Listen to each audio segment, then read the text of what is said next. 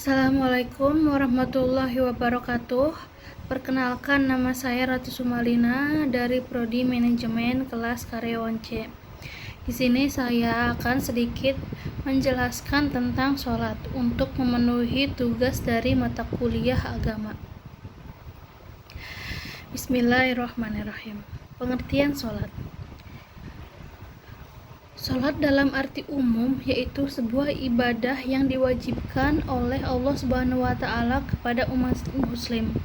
Secara bahasa, sholat bermakna doa, sedangkan secara istilah, sholat merupakan suatu ibadah wajib yang terdiri dari ucapan, perbuatan yang diawali takbiratul ihram dan diakhiri dengan salam, dengan rukun dan persyaratan tertentu. Seperti firman Allah memerintahkan umatnya untuk sholat 5 waktu yang merupakan ibadah umat muslim, yaitu Bismillahirrahmanirrahim. Hafidhu ala sholati wassolatil wusta wa qumu lillahi qanitin, yang artinya peliharalah segala sholatmu dan peliharalah sholat wusta. Berdirilah karena Allah dalam sholatmu dengan khusyuk. Quran Surat Al-Baqarah ayat 238. Syarat wajib sholat. Ada persyaratan yang harus dipenuhi untuk melakukan sholat, yaitu muslim, beragama Islam, berakal sehat, balik, suci dari hadas kecil dan hadas besar, dan sadar. Syarat sah sholat: telah masuk waktu sholat, menghadap kiblat, menutup aurat, suci badan, tempat sholat, dan pakaian yang digunakan dari najis, mengetahui tata cara pelaksanaannya. Rukun sholat. Ada beberapa rukun sholat yang wajib diketahui, antara lain niat, berdiri tegap bila mampu, dan diperbolehkan duduk atau berbaring bagi yang uzur dan sedang sakit. Takbiratul ihram. Membaca surat Al-Fatihah pada setiap rakaatnya. Ruku, i'tidal, sujud, duduk di antara dua sujud, duduk tasyahud akhir, membaca tasyahud akhir, membaca salawat Nabi, mengucap salam pertama. Tertib dilaksanakan secara berurutan. Dalam melaksanakan sholat, kita tidak bisa semau-maunya, akan tetapi waktunya telah ditentukan, seperti dalam firman Allah, Bismillahirrahmanirrahim.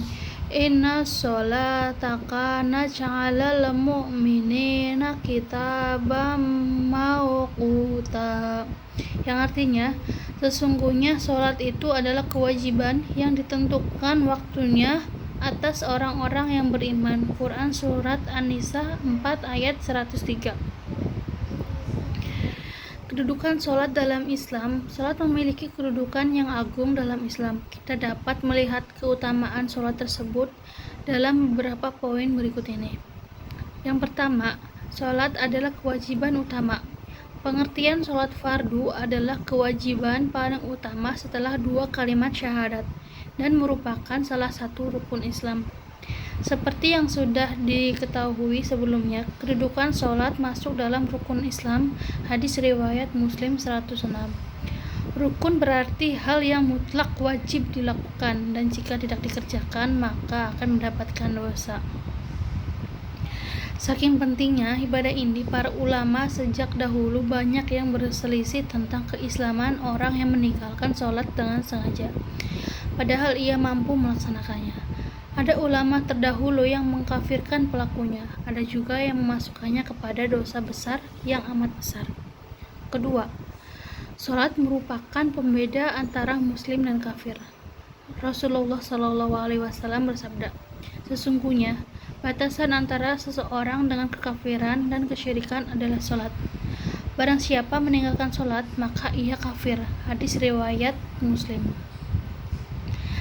Salah seorang tabi'in bernama Abdullah bin Syakik rahimahullah berkata, Dulu para sahabat Muhammad SAW tidaklah pernah menganggap suatu amalan yang apabila ditinggalkan menyebabkan kafir kecuali sholat. Hadis riwayat Tirmizi. Ketiga, sholat penyebab tegaknya agama seseorang. Sholat adalah tiang agama dan agama seseorang tidak tegak kecuali dengan menegakkan sholat. Diriwayatkan dari Muaz bin Jabal, Nabi SAW bersabda, inti atau pokok segala perkara adalah Islam, dan tiangnya atau penopangnya adalah sholat. Hadis riwayat Tirmizi. 4. Amalan yang pertama kali akan dihisab pada hari kiamat. Nabi SAW bersabda, sesungguhnya amal hamba yang pertama kali akan dihisab pada hari kiamat adalah sholatnya. Apabila sholatnya baik, maka ia akan mendapatkan keberuntungan dan keselamatan.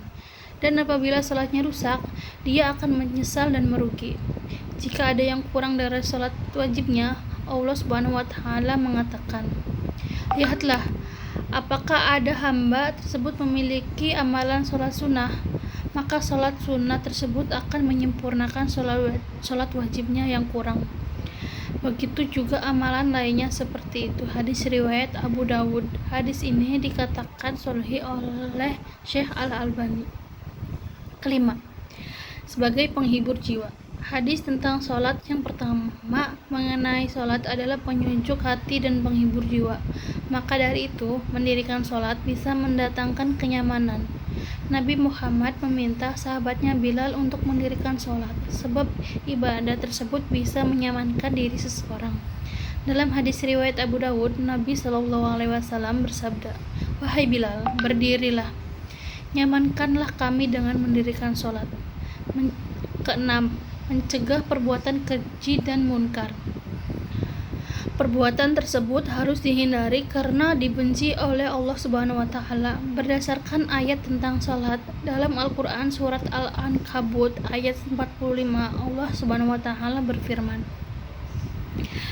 bacalah kitab Al-Quran yang telah diwahyukan kepadamu Muhammad, dan laksanakanlah salat. Sesungguhnya salat itu mencegah dari perbuatan keji dan munkar. Dan ketahuilah, mengingat Allah, salat itu lebih besar keutamaannya dari ibadah yang lain. Allah mengetahui apa yang kamu kerjakan. Ketujuh, sebagai penolong. Allah SWT dalam Al-Quran surat Al-Baqarah ayat 45 berfirman, dan mohonlah pertolongan kepada Allah dengan sabar dan salat. Dan salat itu sungguh berat kecuali bagi orang-orang yang khusyuk.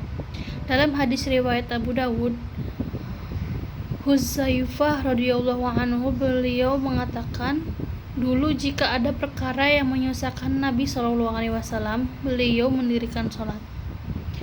Ke-8, sebagai penggugur dosa. Hadis tentang salat yang terakhir berkaitan dengan penghapus dosa. Selain dapat membuat hati nyaman, melaksanakan sholat bisa membersihkan tubuh dari dosa. Berdasarkan hadis riwayat Bukhari, diriwayatkan dari Abu Hurairah radhiyallahu anhu, beliau mendengar Rasulullah SAW bersabda, bagaimana pendapatmu jika depan pintu rumahmu ada sungai, lalu engkau mandi sehari 5 kali? Apakah tersisa kotoran di badannya? Para sahabat pun menjawab, tidak akan tersisa kotoran sedikit pun di badannya. Lalu Rasulullah SAW pun bersabda, itu adalah permisalan untuk sholat 5 waktu. Dengan sholat 5 waktu, Allah Ta'ala menghapus dosa-dosa kecil. Meskipun sholat merupakan ibadah wajib, akan tapi ada pula sholat yang sifatnya sunnah, yang bisa dikerjakan untuk memetik pahala lebih atau bahkan dikerjakan sesuai dengan kebutuhan atau keinginan kamu. Kita ketahui sholat wajib yaitu sholat 5 waktu, sholat subuh, zuhur, asar, maghrib, dan isya. Nah, berikut ini salah satu sholat sunnah. Sholat sunnah rawatib dibagi menjadi 2, yaitu sholat qobliyah dan ba'diyah. Dalam segi hukum, sholat rawatib juga dibagi menjadi 2, yaitu sunnah muakkad dan sunnah ghairu muakkad.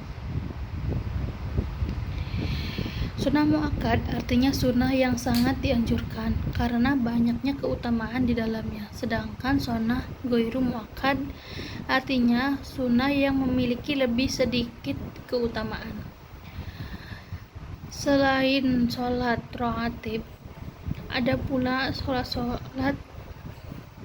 sunnah lainnya seperti sholat duha, sholat sunnah tasbih, sholat sunnah tahajud, sholat sunnah istikharah, sholat sunnah gerhana, sholat sunnah taubat, witir, hajat, istighsa, dan masih banyak lagi. Hanya itu yang bisa saya sampaikan. Kurang lebihnya saya mohon maaf yang sebesar-besarnya atas perhatiannya. Saya ucapkan terima kasih. Lillahi taufiq wal hidayah. Wassalamualaikum warahmatullahi wabarakatuh.